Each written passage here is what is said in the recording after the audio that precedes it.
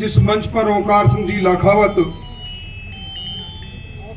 इतिहास साहित्य के बारे में अपनी बात कह दे, कोई बात बचती नहीं कहने लायक, पर हमारे धरोहर, हमारी वो इतिहास की बातें जो समय के आगोश में कभी की समा जाती,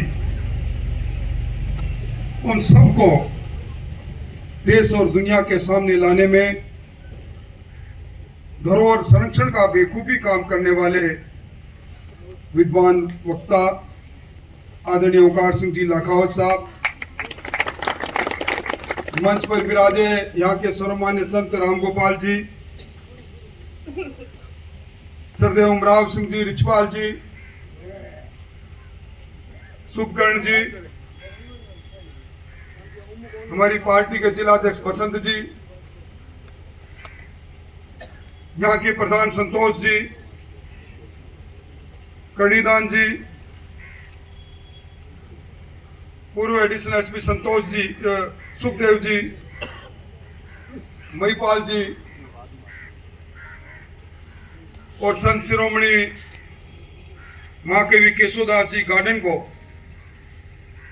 मानने वाले, उस वंश परंपरा के इस सेडू गांव के मेरे सामने विराजित सभी सम्राट नागरिक वर्ण, दूर बैठी शक्ति सुरा माता और बहनों, बातों में कहा करते हैं कि व्यक्ति आता है, मृत्यु पीछा करने प्रारंभ कर देती है, सबको एक समय में काल कल्पित होना पड़ता है। और कुछ लोग काल के कपाल पर वो रेखाएं खींच जाते हैं, इतिहास के पन्नों में समा जाते हैं, और इसी प्रकार का एक इतिहास केशवदास जी का इतिहास। और मैं कहूं कि साहित्य की बात करूं, बहादुर की बात करूं, वीरता की बात करूं, भक्ति की बात करूं, अनोखा सम्मिश्रण उनके व्यक्तित्व में था। अभी उन्होंने लाखावत साहब ने अमर सिंह जी राठौड़ के अमर होने की बात उनकी कविता में कही, और बल्लू चंपावत जो अमर सिंह जी का शव लेकर आया था, जब महारानी ने कहा मुझे सती होना है, वीर गति को प्राप्त हुए थे, उन पर भी अगर किसी ने सटीक कविताएं लिखी तो भगत शिरोमणि केशवदास जी गांडन ने लिखी। राजस्थान में लोग कहते हैं कि यहाँ के गांव-गांव में भक्ति और शक्ति, वीर और वीरता, इनकी कहानियां छुपी है। कर्नल टार ने एक बार कहा था अपनी पुस्तक में कि राजस्थान के अंदर गलियों में जो धूल है, उसमें वीर पुरुषों के पुरुषार्थ की हड्डियों की राख छुपी है। और कर्नल टार ने यह भी कहा था कि राजस्थान का जो समृद्धशाली राजपूताना का इतिहास है, अगर चारण साहित्यकारों का योगदान नहीं होता, अगर उस वक्त के इतिहास को बचाने में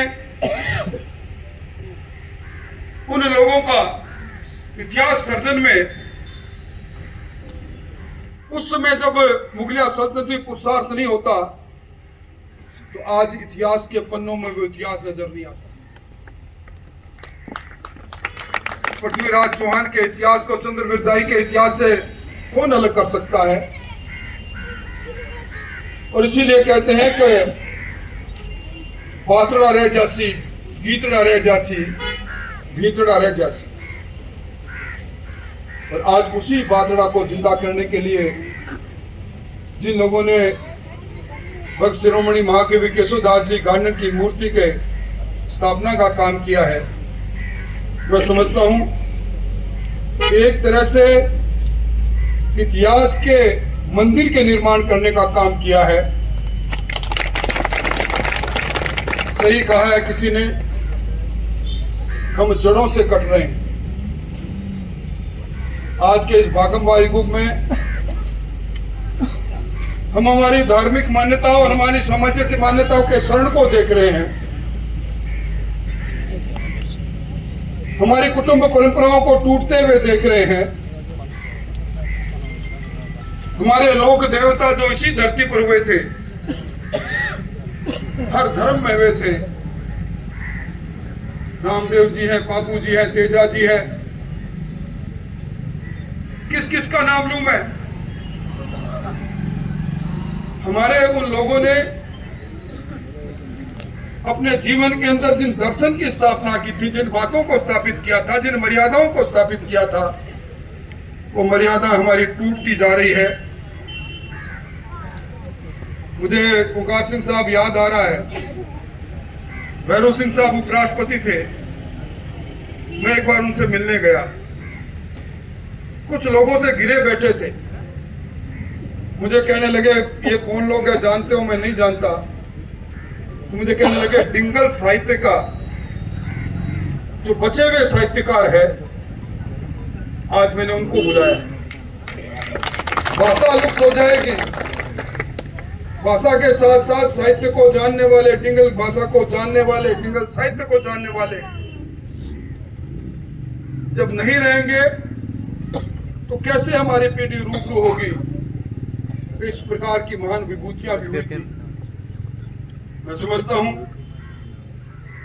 जिस प्रकार का काम आज यहां हो रहा है, केशवदास जी पर छोटी सी पुस्तक अभी मैं देख रहा था।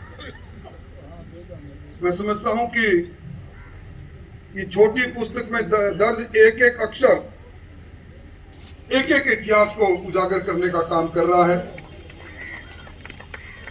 और हमारे इतिहास, हमारा गौरव, आजकल इस भागमभाग युग में अगर कोई पूछ ले कि आपके परदादा का नाम क्या है, आपके गांव की रेख क्या है, आपके वंशज कौन है, तो हीरो हीरोइन का नाम तो नौजवान बता देगा। दुनिया में आज कहां कुछ क्या घटना हो रही है उसके बारे में बता देगा, पर इतिहास के बारे में नहीं बता पाएगा।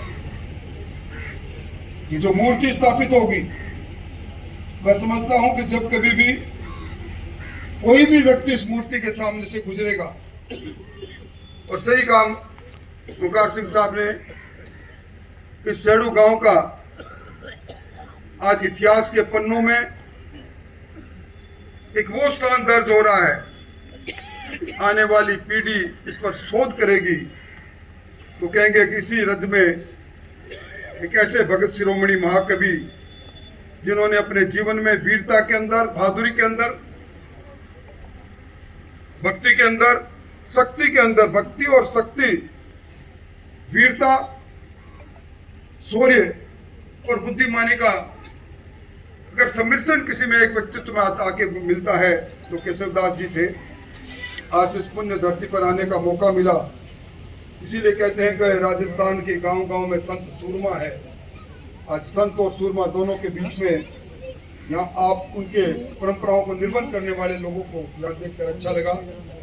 ओंकार सिंह साहब ने आज यहाँ जिस पनोरमा की घोषणा की, राव बीका जी पर घोषणा की, देखा जाएगा तो इतिहास के पन्नों को पलटेंगे तो इतिहास के उन पन्नों में आपके और हमारे पूर्वज कहीं न कहीं साथ खड़े मिलेंगे।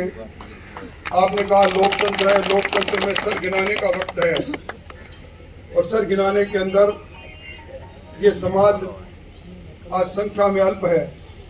ओंकार सिंह साहब कितने सर कटे होंगे चारण समाज के साहित्य पर, उनकी एक कविता पर, उनकी एक बोली पर।